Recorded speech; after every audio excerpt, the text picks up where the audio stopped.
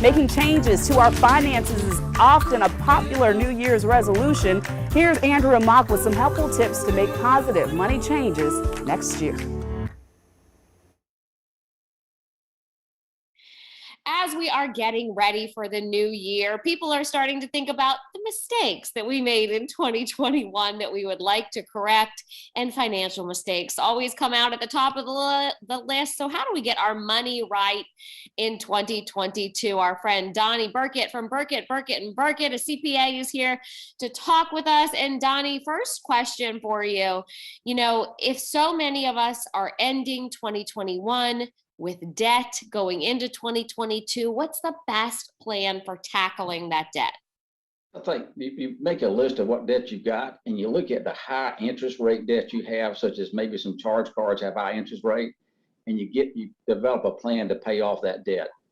The plan might be that you tackle that debt over the next 12 months, get the high interest rates off, or it may be that with the low interest rates on your home mortgage, you can borrow some money at a much lower rate, maybe 3%, and pay off a high interest rate and have a much lower payment. So we want you to look at the debt you have and try to make sure you have a plan to pay off that debt within a reasonable period of time, especially the high interest debt, because that interest is like throwing money out of the window. You don't get much benefit from that. So. And for a CPA, you don't like it when we throw money out of the window, do you? Well, yeah, I'm also a CPA and I do some financial planning, so I don't like that, but for both reasons. But that's all right. Don't like it to waste money. All right. The other thing, and I'll just say one more thing, is develop a budget for you for the next year, a monthly budget on how much money I got coming in and what my expenses are, and try to compare those things and live within that budget and make sure you live in what I call the enough world, not the more world, because in the more world, you'll just create more debt by the end of this next year than you had at the beginning of the year. So that's my financial advice about that. And that's what you said to me. For people living paycheck to paycheck, you need to develop a budget. And when you're doing that, Donnie, what are some of the mistakes that you see that people make when you're trying to stick to a budget? Where do people go south? Well, they go south a lot of ways, but one of the main ways they do say is I don't think they look at all the benefits that their employer offers them, because some of those benefits can be done tax-free.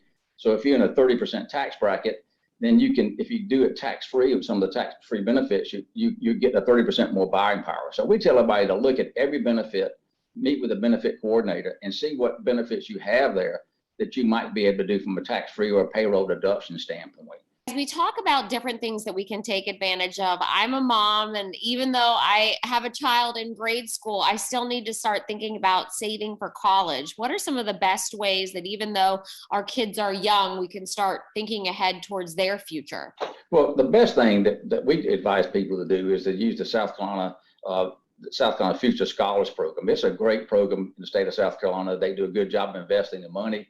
And so when you invest money in the South Carolina Future Scholars Plan, first off, you get a 7% state tax deduction for doing it that way. Whatever money you put in 10 grand or $1,000, 7% of that you can save up front.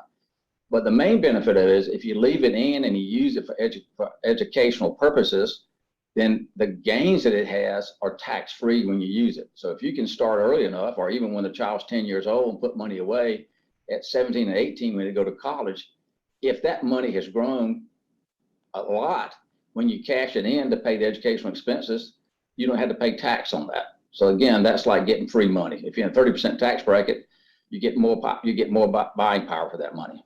All right, free money. I think you're speaking our love language. And if we have any questions, you can always reach out to our favorite expert, Donnie Burkett, with Burkett & Burkett. Hey, thank you very much.